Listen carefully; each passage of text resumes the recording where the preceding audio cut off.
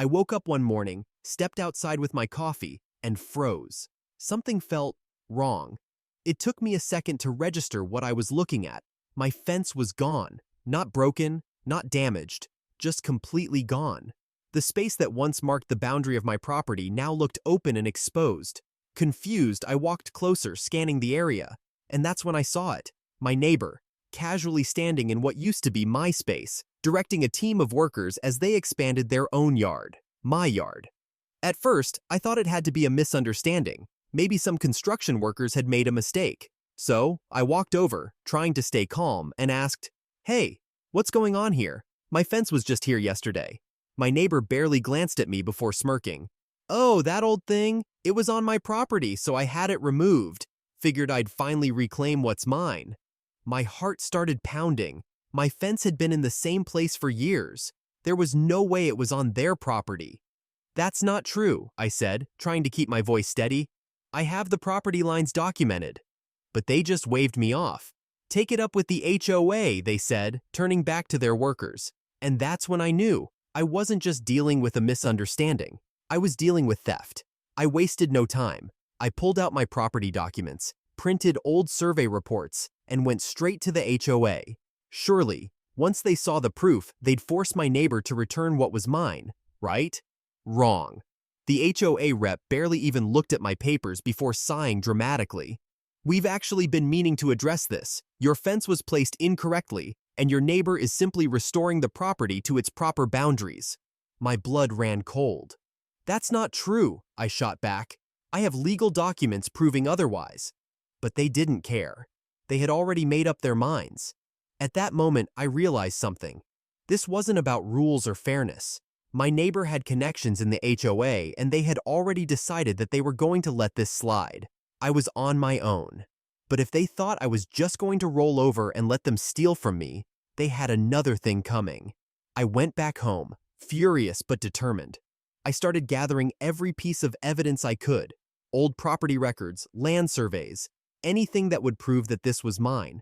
I even dug up pictures from years ago showing my fence in its original place. I knew I had a case, but before I could even take my next step, something happened that made my blood boil. I received a letter in the mail, a legal notice. My neighbor wasn't just stealing my property, they were suing me. I couldn't believe what I was holding in my hands: a lawsuit. My neighbor, the one who had already stolen part of my property, was now suing me. For what? Harassment? Defamation? Property damage? I had done none of those things, but they were claiming that by interfering with their rightful property, I was breaking the law. I stared at the papers, my hands shaking with anger. Was this some kind of sick joke? First, they steal my land, and now they want to drag me to court for trying to take it back? It felt like a nightmare I couldn't wake up from, but if they thought this would scare me into backing down, they were dead wrong. They had just made a huge mistake. I had been prepared to fight before, but now I was determined to destroy them. I called my lawyer, laid everything out, and watched as his expression turned from confusion to pure disbelief. "They're actually trying to sue you over land that they stole?" he asked, flipping through the documents. "Oh, this is going to be fun." That was exactly the energy I needed. I wasn't just going to defend myself, I was going to make sure they regretted ever messing with me. The first step was gathering even more evidence. I went into full detective mode. I dug through every legal document I could find: survey maps, tax records, old HOA communications. I even found an old real estate listing for my house that had clear photos of my fence, exactly where it had always been. I tracked down previous homeowners, asked if they had any old photos or documents, and, luckily, one of them did. A picture from over a decade ago, showing the exact same property line. My neighbor couldn't argue that my fence had been mistakenly placed because it had been in that spot before they even moved in. But the real game changer came when I hired a professional land surveyor. I paid out of pocket for an official, legally binding survey, and guess what? It confirmed exactly what I already knew. The land was mine. My neighbor had zero legal claim to it. Armed with that, my lawyer and I prepared for war. The court date came faster than I expected. My neighbor arrived, looking smug and overconfident. I could tell they thought this was just a formality, that the HOA's support would be enough to bully me into submission. They even had a HOA board member there, ready to back them up. But as soon as my lawyer started laying out our evidence, their confidence cracked. First, we presented the old survey maps. The judge examined them, nodded, and made a few notes. My neighbor's lawyer barely reacted.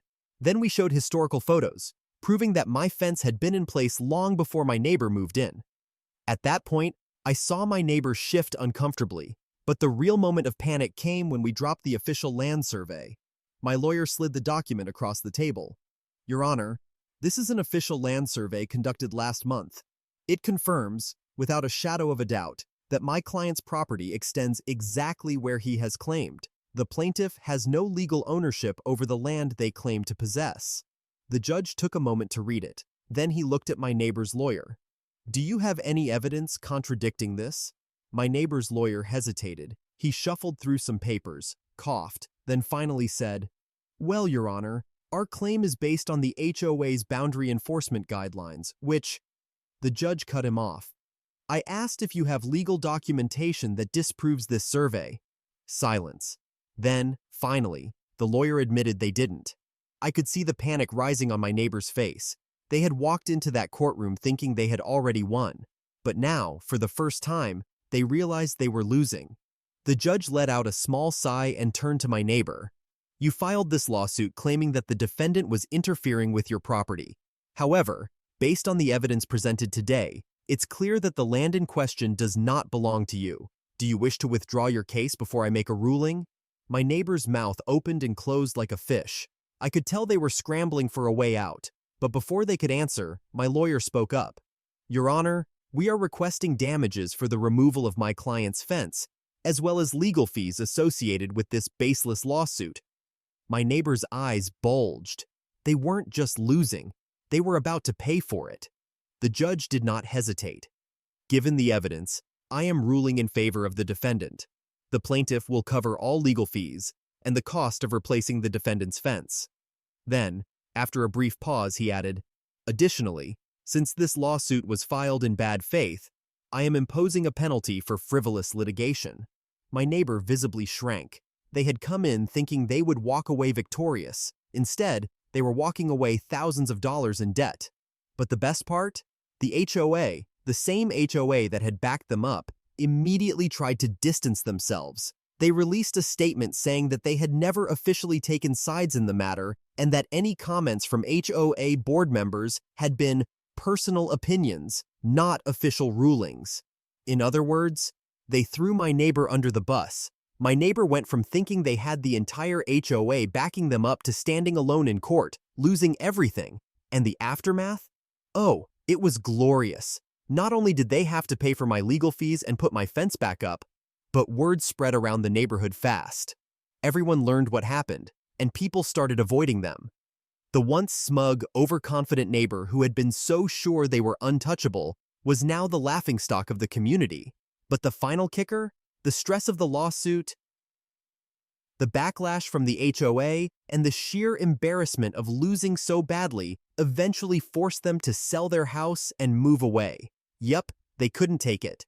One day I woke up, looked outside, and saw a for sale sign on their lawn. A few months later, they were gone. I won my land back. I won in court. I got my fence restored. And in the end, I never had to deal with that entitled neighbor again. You would think that after losing in court, after getting publicly humiliated, after being forced to pay for my legal fees and restore my fence, my neighbor would have learned their lesson. You would think that they'd lay low, try to rebuild their reputation, maybe even attempt to apologize. But no, some people can't let go of their own entitlement even when it's actively destroying them. Instead of accepting their loss and moving on, my neighbor doubled down, and it ended up being the biggest mistake of their life. At first, I thought they were just embarrassed. After the ruling, they avoided me like the plague.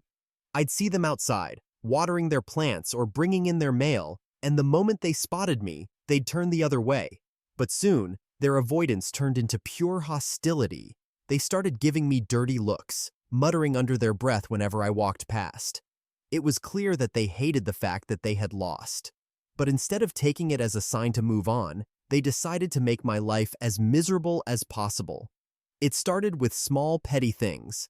My trash cans would mysteriously end up knocked over, my mailbox got dented, and sometimes I'd find small piles of leaves and dirt pushed onto my driveway, as if someone had swept them there on purpose. At first, I thought I was imagining things. Maybe it was just the wind. Maybe my mailbox got hit accidentally. But then one day, I caught them red-handed. I had just gotten home from work when I noticed my sprinklers weren't working. Confused, I went to check the system, and that's when I saw it. My neighbor was standing on my lawn, fiddling with my irrigation control box. The moment they saw me, they jerked back like a guilty child caught stealing cookies. "Oh, your system was leaking," they stammered. "I was just trying to help." I didn't buy it for a second. "Get off my property," I said, my voice ice cold. They tried to laugh it off, but I wasn't playing games. I took out my phone, pointed it directly at them, and started recording. "Go ahead," I said. "Explain to the camera why you're tampering with my property." Their face went pale. Without another word, they stormed off, muttering something about how I was ruining the neighborhood. At this point, I knew I needed proof. If they were willing to mess with my stuff in broad daylight, who knew what they'd do when I wasn't watching? So, I installed security cameras, high-quality ones with night vision and motion sensors. And it didn't take long before they caught something unbelievable. One night, around 2 a.m., my cameras detected movement. The next morning, I checked the footage and saw my neighbor creeping into my yard with a pair of hedge clippers. They snipped a few of my bushes, looked around to make sure no one was watching, then hurried back to their house. I was stunned. This wasn't just childish behavior. This was obsession. But that wasn't even the worst of it. A week later, I woke up to find my car's tires slashed, every single one, completely destroyed. I immediately checked my security footage, and guess who it was? My neighbor, clear as day. At that moment, I knew this wasn't just spite anymore. This was war. I didn't even confront them. I didn't give them the satisfaction of knowing I had caught them. Instead, I took the footage, went straight to the police, and filed a vandalism report. And guess what? Since the damage to my car was over a certain amount, it qualified as a felony. My neighbor had just committed a serious crime, and they had no idea that they were about to get wrecked. It didn't take long before the police showed up at their door. I stood on my porch, pretending to water my plants, and watched as my neighbor argued, panicked, and eventually got led into a police car. The look on their face was priceless. The same smug, entitled person who had stolen my land, sued me, and harassed me for months was now sitting in a police car, looking like they were about to throw up. But here's where things got really good. You'd think that after being arrested, they'd finally give up, right? That they'd cut their losses and move on? Nope. Some people don't know when to quit. While they were dealing with the vandalism charges, I decided to turn up the heat. I filed a restraining order. I had months of proof that they had been harassing me, tampering with my sprinklers, vandalizing my yard, slashing my tires. And guess what? The judge approved it immediately. Now they couldn't even come within 100 feet of my property without facing serious legal consequences. This meant two things. 1, they couldn't mess with me anymore. 2, it made their life a living nightmare. You see, our houses were right next to each other. Every time they stepped into their own yard, they were technically violating the restraining order. And every time they did, I reported it. It didn't take long before they were in court again, this time for violating a court order. The judge wasn't amused. They got slapped with fines, probation, and a permanent record. But the final nail in the coffin? The HOA turned on them. Remember how they had connections in the HOA before? Yeah, that didn't last. The moment they became a legal liability, the HOA dropped them like a hot potato.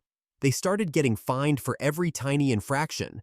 Grass too long? Fine. Trash bins out too early? Fine.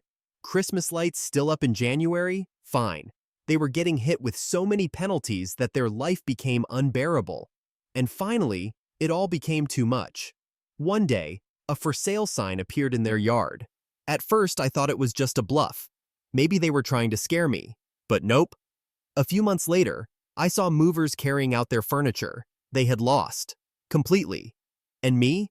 I got to watch it all unfold. I got to watch as the neighbor who thought they could steal from me, sue me, harass me, and ruin my life ended up destroying themselves. Their greed, entitlement, and sheer arrogance had cost them everything. As their moving truck pulled out of the driveway for the last time, I couldn't help but smile. Justice had been served. You would think that after everything, after stealing my land, suing me and losing, getting arrested for vandalism, and being forced to sell their house, this nightmare would finally be over. But no, the HOA itself decided to step in. If my neighbor had been entitled, the HOA was downright corrupt. And what happened next? It turned into the biggest legal disaster they had ever faced. At first, it was just whispers and rumors. My neighbor's departure had shaken up the community, and the HOA was scrambling to cover their tracks. See, my neighbor wasn't just some random angry resident. They had ties to the HOA board. And when they went down, it exposed a whole mess of shady business. The problem? I was the only one who knew the full story. It started with a letter, a formal notice from the HOA, delivered straight to my door. When I opened it, I almost laughed out loud. They were demanding that I return the land that I had won in court. That's right. The same land my neighbor had illegally taken, the same land that a judge had ruled was mine, the HOA was now claiming belonged to them. I didn't even bother responding. I figured this was just intimidation, a last-ditch effort to see if I'd roll over. Spoiler alert, I didn't. But then, a week later, I got another letter. This time, it was a fine. The HOA was now claiming that my fence, which was legally reinstated after my court case, was in violation of HOA regulations. They demanded that I tear it down or pay a daily fine until I complied. At this point, I knew this wasn't just random harassment. This was a power move. The HOA wasn't just trying to bully me, they were trying to erase their mistake. See, when my neighbor lost, it wasn't just their problem. It exposed the HOA's corruption, their favoritism, and the fact that they had been backing an illegal land grab. Now, with my neighbor gone, the HOA was desperate to clean up the mess by making me disappear, but they had no idea who they were dealing with. I started documenting everything, every letter, every fine, every ridiculous demand they sent me, and then I did what they never expected.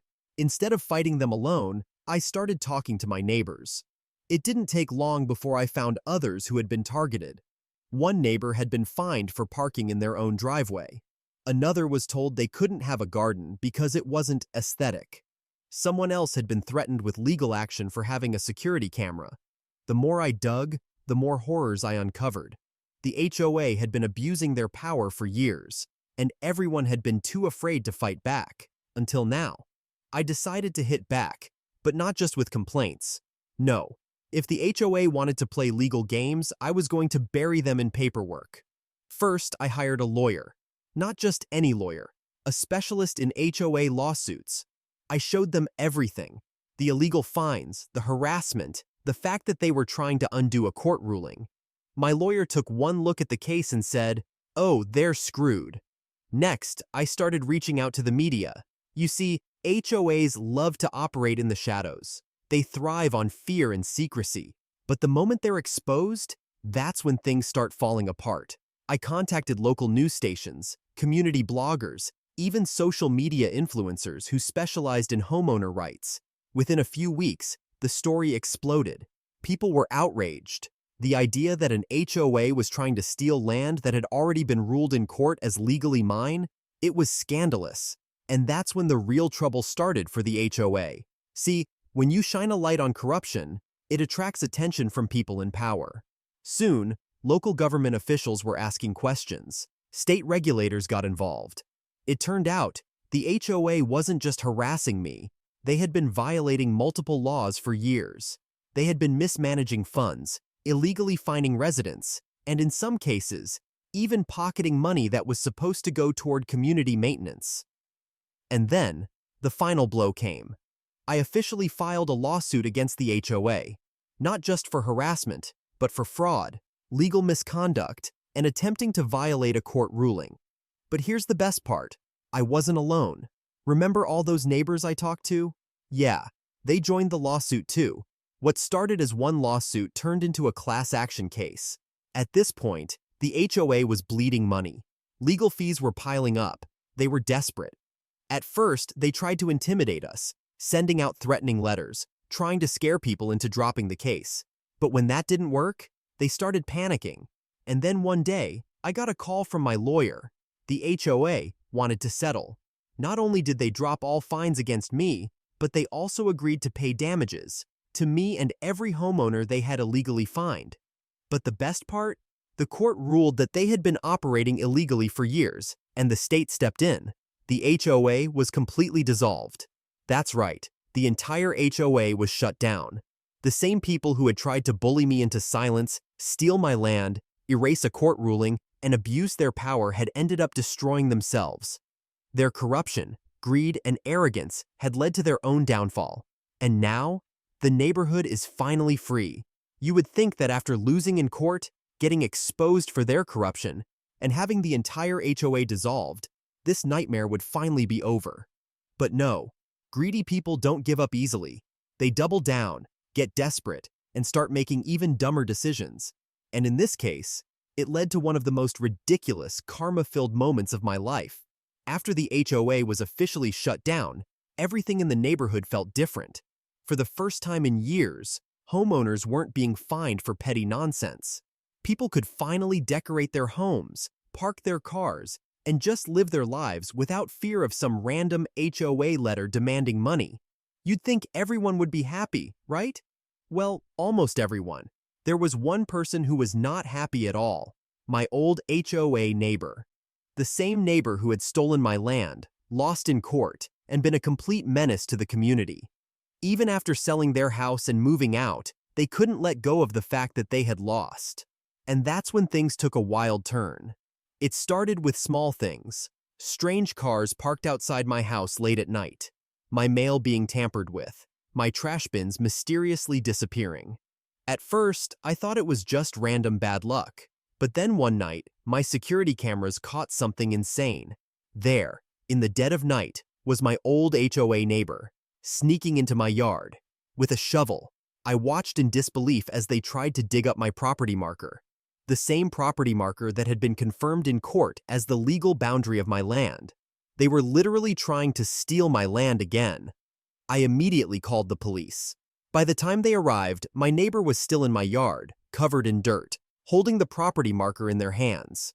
When the cops shined their flashlights, the look on their face was priceless. Now here's where it gets even crazier. My neighbor wasn't just trespassing. They were violating a court order. That property marker was legally protected by the ruling in my favor, so when the cops arrested them on the spot, they weren't just charged with trespassing, they were charged with tampering with legal property. But here's the best part. During the investigation, it turned out that my neighbor hadn't just been targeting me. They had been going around the neighborhood, harassing other homeowners, trying to convince them that the HOA still existed. Even though it had been legally dissolved, they had been sending fake HOA letters, demanding fines from people, and pocketing the money. That's right, they had been running a fake HOA scam. When the police searched their new house, they found stacks of fake violation notices, records of payments from scared homeowners, and even forged HOA documents trying to reinstate their power over the neighborhood. They had lost their power and couldn't handle it, so they tried to create their own HOA. And karma hit hard. Not only did they get hit with multiple fraud charges, but since they had been illegally collecting money, they had to pay back every single homeowner they had scammed. And remember those legal fees they had from losing the original lawsuit? They still hadn't paid them off. So now, with even more legal trouble, they were completely financially ruined. The best part? They ended up losing their new house too. Everything they had stolen, everything they had schemed and manipulated for, all came crashing down on them. And me? I finally got to enjoy my home without fear of HOA corruption, greedy neighbors, or ridiculous lawsuits. The HOA was gone. Justice had been served. And the pettiest, most entitled neighbor I had ever dealt with got exactly what they deserved. You ever deal with a neighbor who thinks they own everything around them? The type who acts like your property is theirs, like they're entitled to take whatever they want just because they live next to you? Well, I had the misfortune of living next to one of the worst. And not only did they steal my land, but when I fought back, they actually had the audacity to sue me. It all started small, little things at first. A garden hose stretched across my yard, their trash cans inching over the property line, their kids cutting through my backyard as if it were a public park. Annoying? Yes, but not worth a confrontation. At least, that's what I thought. Because what started as minor boundary pushing quickly escalated into blatant theft. One day I came home to find that my fence was gone. Not damaged, not broken, completely removed. I stood there staring at the empty space where my property line should have been, trying to process what I was looking at. My fence had been ripped out, my yard now seamlessly connected to my neighbors as if it had always been part of their property. I stormed over to their front door, knocked hard, and when they answered, they had the nerve to act surprised. "Oh, that old fence? Yeah, it was in the way, so we took it down. Hope you don't mind." Hope I don't mind? Are you kidding me? I told them in no uncertain terms that the fence was on my land, and they had no right to remove it. But instead of apologizing, they just shrugged and said, "Well, the property lines are a little vague, aren't they? We thought this part was ours." I went back inside, fuming. The property lines weren't vague at all. I had all the documents proving exactly where my land started and ended. So, I did what any reasonable person would do. I had a new fence installed. This time, I made sure it was reinforced, properly marked, and legally documented. Problem solved, right? Wrong. Because a week later, I woke up to find that my neighbor had moved the fence again.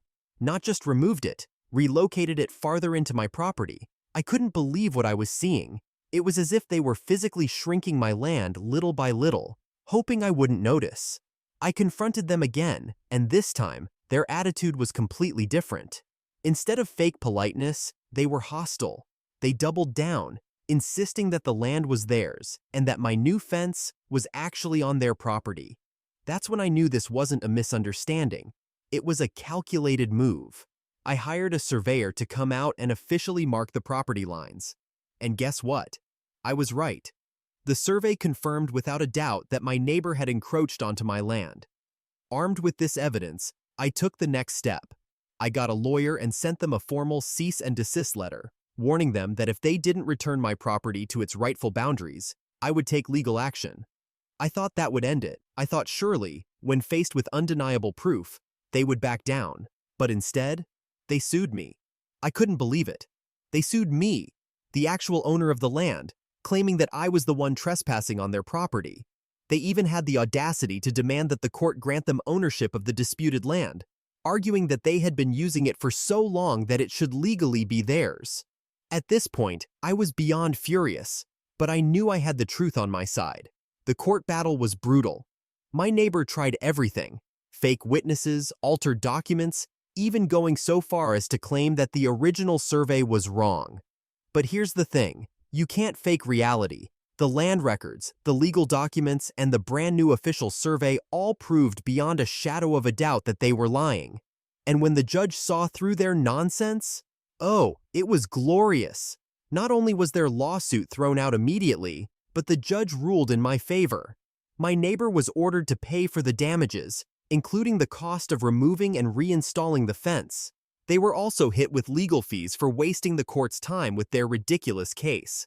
But the best part? The judge wasn't done yet. Because my neighbor had been illegally using my property for months, the court ruled that they had to compensate me for the time they had effectively stolen my land. They were slapped with a massive fine, and to top it all off, they were issued a restraining order, preventing them from tampering with my property ever again. And let me tell you, the look on their face when the ruling came down, priceless. I never imagined that buying my dream home would turn into a never-ending battle. But that's exactly what happened when I found myself at war with the most corrupt, power-hungry HOA imaginable. At first, I thought I could just follow the rules and mind my business. I kept my yard neat, paid my dues, and didn't bother anyone. But none of that mattered, because when an HOA is run by bullies, playing fair doesn't work. It started with a letter, one of those passive-aggressive HOA notices that show up in your mailbox filled with ridiculous demands. Apparently, my mailbox was the wrong shade of black. Not chipped, not broken, not against any actual written rule, just not the exact shade they wanted. I thought it was a joke. But when I ignored it, the fines started rolling in. I should have seen it coming. The president of the HOA, let's call her Linda, wasn't just a stickler for rules. She was the kind of person who thrived on control. She ran the HOA like it was her personal kingdom, making up new rules whenever she felt like it. If she didn't like you, you'd better believe she'd find a way to make your life miserable. And for some reason, she had decided I was her next target. Ignoring the mailbox nonsense was my first mistake, because once they saw that I wasn't jumping at their every demand, they went after me for everything. First, it was my grass, half an inch too long, another fine. Then, my garbage cans were visible for 5 minutes before I brought them in, another fine. Then, they claimed I was parking my car incorrectly in my own driveway, another fine. It was never ending. No matter what I did, they found something else to punish me for. At this point, I was racking up hundreds of dollars in bogus fines, and when I refused to pay, that's when things got serious. One morning, I woke up to find a bright orange sticker on my front door. It was an HOA violation notice, but this one wasn't about fines. It was a warning. Apparently, because of my unpaid fines, the HOA now had the right to put a lien on my house, and if I didn't pay up, they could legally foreclose on my home. That's when I realized this wasn't just an annoyance anymore. This was an all-out war. I wasn't about to let them win. So I did my homework. I dug through every HOA document, every bylaw, every legal loophole, and what I found, it was shocking. Turns out, my HOA had been illegally enforcing rules that weren't even in their bylaws. Half the things they were fining people for, completely made up. And even worse, they had been using these fake fines to force multiple homeowners into foreclosure. I wasn't their first target. That's when I knew I had two options: pay the fines and hope they left me alone, or fight back and risk losing everything. I chose to fight. I started by gathering evidence, not just for my case, but for everyone who had been harassed by the HOA. I went door to door, talking to neighbors, collecting old violation notices, and looking for patterns. What I found was even worse than I thought. Linda and her little HOA cronies had been embezzling funds, charging fake fines, and even falsifying maintenance costs to pocket the extra money. It was time to hit them where it hurt. I hired a lawyer, not just any lawyer, but one who specialized in HOA abuse cases. And together, we launched a lawsuit against the HOA for fraud, harassment, and illegal fines. I expected a tough fight. I expected them to drag it out, make my life miserable, and try to bury me in legal fees. But what I didn't expect was for them to panic. See, the moment we filed the lawsuit, something interesting happened. Some of the HOA board members, the ones who weren't in on the scam, started resigning. They didn't want to be involved in the mess. The ones who stayed, they were scrambling, trying to cover their tracks. But it was too late, because my lawyer had proof. Bank records, emails, fraudulent transactions. We had them dead to rights. And when it finally went to court, the HOA crumbled. Linda, removed from the board permanently. The HOA, forced to pay back thousands of dollars in illegal fines, not just to me, but to every homeowner they had scammed. And as for my home, the lien was removed, the fines were wiped clean, and I was finally free. But the best part? The HOA was completely dismantled. Yup, the court ruled that because of massive fraud and misconduct, the HOA was illegally operating and had to be disbanded. That meant no more fines, no more harassment, and no more Linda. It had been a long, exhausting war, and at times, I thought I was going to lose everything. But in the end, I won. And let me tell you, the look on Linda's face when the judge read the verdict, worth every second of the fight. Owning a home was supposed to be the dream. A quiet neighborhood, a nice yard, and the peace of mind that comes with having a little piece of the world to call my own. But that dream turned into a nightmare the moment I realized my HOA wasn't just an overbearing group of power-hungry rule enforcers. They were thieves, and they had set their sights on my land. It all started when I decided to build a fence around my backyard. Simple enough, right? I got all the necessary permits, hired a contractor, and made sure every measurement was perfect. But the moment the fence posts went up, I got a letter from the HOA. According to them, I had encroached on community property, land that, according to their records, didn't belong to me, but was instead common area under HOA control. They demanded that I remove my fence immediately or face daily fines until I complied. At first, I thought it was just a mistake. I had double-checked my property lines, and I knew exactly where my land ended. But when I responded with my property deed, they ignored it. That's when I knew this wasn't just about a fence. It was about control. When I refused to take it down, the HOA escalated. They slapped me with fines, hundreds of dollars a week. Then, they started sending threats, letters about legal action, warnings about property liens, and even a notice claiming they had the right to tear down my fence themselves. I wasn't backing down, so they did something I never expected. They changed the property lines. One day, I came home to find surveyors on my land, surveyors that I didn't hire. When I confronted them, they handed me a new map of the neighborhood, one that showed my backyard was now part of HOA-controlled common space. They claimed it was a clerical correction, that the previous records had been incorrect all along and that my property was actually smaller than I thought. It was a blatant lie. I went straight to the county records office, and sure enough, my original property deed hadn't changed. But the HOA? They had filed an amendment, one that claimed ownership over a significant portion of my backyard. It was a power grab, plain and simple, and I wasn't the only victim. After digging around, I discovered that they had done this before. Other homeowners in the neighborhood had mysteriously lost portions of their land over the years. Some had been forced to tear down sheds, patios, even driveways, all because the HOA suddenly decided their land belonged to them instead. But no one had fought back before, until now. I wasn't going to let them steal from me. So I hired a lawyer, one who specialized in real estate fraud, and together we prepared to take the HOA to court. But before we could even file the lawsuit, they made their next move. One morning, I woke up to the sound of construction equipment in my backyard. The HOA had hired a crew to tear down my fence. They were already halfway done by the time I ran outside, demanding to know who gave them permission. The workers shrugged. The HOA said this was their property now. I called the police. When they arrived, the HOA board members showed up too, acting as if they were in the right. They handed the officers the fake documents they had filed, claiming that the land was theirs.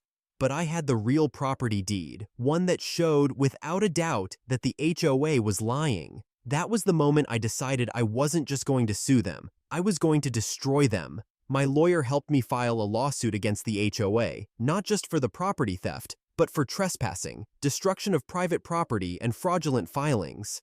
The case went to court, and the more we dug, the more corruption we uncovered. The HOA had been illegally seizing land for years. It wasn't just my property. At least 5 other homeowners had fallen victim to the same scam, but most of them had either moved away or given in to the pressure. The worst part? The HOA had profited from all of it. They had used the stolen land to increase neighborhood fees, and in some cases, they even sold parts of it to developers. It was fraud on a massive scale. When the judge saw the evidence, he was furious. The HOA had not only falsified documents, but they had coerced homeowners into giving up their land under false pretenses. The verdict? They lost. Not only were they forced to return every stolen inch of property, but they had to pay massive fines and damages to every homeowner they had scammed. As for the board members responsible, they were permanently banned from ever serving on an HOA board again. And the best part? The lawsuit exposed so much corruption that the HOA itself was dissolved. No more fake fines, no more stolen land, no more power-hungry board members running the neighborhood like a dictatorship. It had been a long, brutal fight, but in the end, I got my land back. And the HOA? They got exactly what they deserved. Moving into my new home was supposed to be the start of a peaceful chapter in my life. The house was perfect, the neighborhood looked quiet, and I was excited to finally settle down. But what I didn't realize was that I had moved next to the most entitled neighbor imaginable. And when she didn't get what she wanted, she took things to the next level by suing me. She thought she would win easily, but she never saw what was coming. It all started when I decided to install a security camera on my property. Nothing fancy, just a basic doorbell camera at the front and another one covering my driveway. I didn't think it would be a big deal, but the moment my entitled neighbor Karen, because of course her name was Karen, saw what I had done, she completely lost it. She stormed over to my house, demanding that I take the cameras down. According to her, I was invading her privacy. Now keep in mind, the cameras were on my property, facing my driveway and my front yard. There was no way they were pointed at her house. I calmly explained this to her, but she wasn't having it. "You have no right to film me. I feel unsafe in my own home," she shrieked. I told her, "Karen, these cameras don't even see your house. They're here for security." But she refused to listen. She stormed off, but I knew this wasn't over. And I was right. The very next day, I got a letter from her lawyer. Karen had filed a lawsuit against me, claiming that my security cameras were violating her privacy, causing her emotional distress, and that I needed to remove them immediately or pay her damages. Damages for my own security cameras. At first, I thought it was a joke, but nope, she was dead serious. I had two options: either take down my cameras and give in to her ridiculous demands or fight back. I chose to fight. I hired a lawyer of my own, and we prepared to take this to court. But before we even got to the trial, Karen started digging her own grave. See, she didn't just want to sue me, she wanted to make my life miserable in every possible way. She started filing complaints with the HOA, claiming my house was a nuisance because of the cameras. She went to other neighbors, spreading lies about me, saying I was some kind of peeping Tom spying on the whole neighborhood. But the best part? She had cameras of her own. That's right.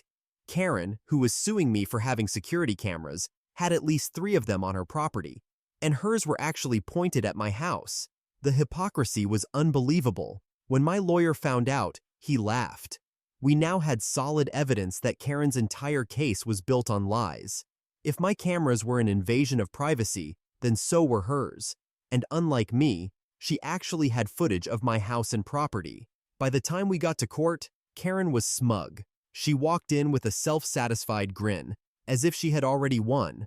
She told the judge that she was a victim, that I had terrorized her with my cameras, and that she couldn't sleep at night because she felt watched.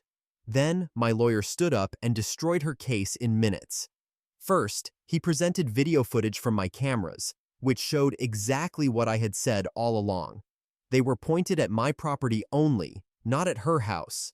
Then he showed evidence of Karen's cameras, which were directly facing my windows, my driveway, and even my backyard. And the best part? Karen had posted footage from her cameras online. She had uploaded multiple videos to a neighborhood Facebook group, claiming she was keeping an eye on the area for safety. In one of the videos, she was even zooming in on my driveway, proving without a doubt that she was watching me, not the other way around. The judge was not amused. He turned to Karen and asked, "So you're saying security cameras violate privacy, but only when someone else has them?" Karen stuttered, tried to backtrack, but it was too late. Her entire case had collapsed.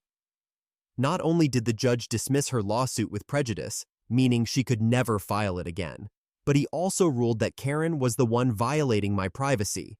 He ordered her to remove her cameras that faced my property immediately. But it didn't stop there. The judge also ruled that Karen had filed a frivolous lawsuit, meaning she had wasted the court's time with a case that had no merit, and that meant she had to pay my legal fees, thousands of dollars. Karen screamed when she heard the verdict. She tried to argue, but the judge shut her down immediately. I watched as her face turned bright red, realizing she had just lost big time. She thought she could bully me into submission, but all she did was wreck herself. And the consequences didn't stop there. Because of her false complaints to the HOA, they launched an investigation into her behavior. Turns out, Karen had been harassing other neighbors too. Complaints started pouring in. She had reported people for walking too loudly past her house, for parking too close to her driveway, even for looking suspicious. She had made enemies everywhere. The HOA, now sick of dealing with her, fined her for harassment and warned that if she kept causing trouble, they would revoke her HOA privileges. Suddenly, Karen wasn't the neighborhood queen anymore. The final nail in the coffin? Her husband left her. Apparently, he had been fed up with her antics for years, but this lawsuit was the last straw. The embarrassment, the financial loss, and the fact that she had made their entire household a laughingstock of the neighborhood? It was too much. He packed his bags and left. Now, whenever I walk past her house, I see her peeking through the blinds, but she never dares to step outside. She's a joke in the neighborhood now. The woman who thought she could sue her way into power ended up losing everything. And me? My security cameras are still up. Karen learned the hard way that playing the victim only works until the truth comes out. Moving into my dream home should have been the best decision of my life. I had spent years saving up, finding the perfect neighborhood, and finally settling into a place where I could see myself growing old. What I didn't expect was that I had also unknowingly moved into a battlefield, one where the HOA wasn't just a homeowners association, but a corrupt, power-hungry empire that would do anything to control me. At first, everything seemed normal. My neighbors were friendly, the houses were well-maintained, and the community looked perfect. But then, the HOA board made itself known, and that's when the nightmare began. It all started when I decided to paint my front door. Simple, right? I chose a deep navy blue. Classy, elegant, nothing crazy. Within a day of finishing, I got a letter from the HOA demanding I repaint it. Apparently, my door color wasn't approved. I checked the HOA handbook, and guess what? There was no rule against blue doors. I even found other houses with blue doors in the neighborhood. So, naturally, I ignored the letter. But that just made them angrier. A week later, another letter. This time, a $500 fine. Now, I knew what they were doing. They were testing me, seeing if I would roll over and comply, just like all the other homeowners. But what they didn't realize was that I wasn't the type to back down. So, I responded with my own letter, polite, professional, and backed with HOA rules. I pointed out that other houses had the same color, that no official rule prohibited it, and that they were unfairly targeting me. That should have been the end of it, but it was just the beginning.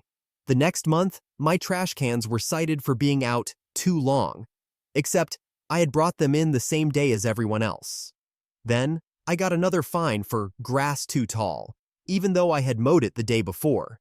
Then, the worst one yet, unauthorized vehicles in driveway. I only owned one car, parked neatly in my driveway, same as always. This wasn't about rules anymore. This was personal. I started asking around and quickly learned I wasn't the only one. The HOA board had been running the community like a dictatorship. They handed out fines whenever they wanted, ignored homeowners' concerns, and used the money they collected for mysterious community projects that never actually happened. When I started digging deeper, I found something shocking. The HOA president and his inner circle were pocketing thousands of dollars from the fines they issued. I knew I had two choices: pay the ridiculous fines and live under their rule, fight back and expose them. Guess which one I chose? I started keeping detailed records of every letter, fine, and interaction. I took photos, videos, and even collected testimonies from other homeowners who had been harassed. But the real goldmine? I found financial discrepancies in their HOA reports, money that was unaccounted for. It was time to take them down. I hired a lawyer and filed a formal complaint with the state's housing authority. I also got the community involved. At the next HOA meeting, I presented everything: the evidence of unfair fines, the missing money, the proof that they were abusing their power. The room went silent. The HOA board members tried to deny everything, but then I dropped the final bombshell. I had filed a lawsuit against the HOA for fraud and harassment, and I wasn't alone. Several neighbors joined me. The HOA tried to fight back, but they were completely exposed. When investigators looked into the finances, they found tens of thousands of dollars had been stolen over the years. The board members? Removed. The president? Charged with fraud. And as for me, all my fines were erased. But the best part? After the corruption was exposed, the HOA was dissolved. That's right, no more power-hungry board, no more ridiculous rules. We took our neighborhood back. And I kept my blue door. HOA corruption is everywhere. But stories like this prove that you don't have to let them win. If you've ever dealt with entitled HOAs, power-hungry neighbors, or ridiculous fines, this channel is for you. Subscribe now for more insane real-life stories, shocking HOA battles, and satisfying revenge tales. Because when corruption meets the wrong homeowner, justice always wins. Like, comment, and share if you've ever had to fight back against unfair HOA rules. Tell me your story below. I just might feature it in the next video.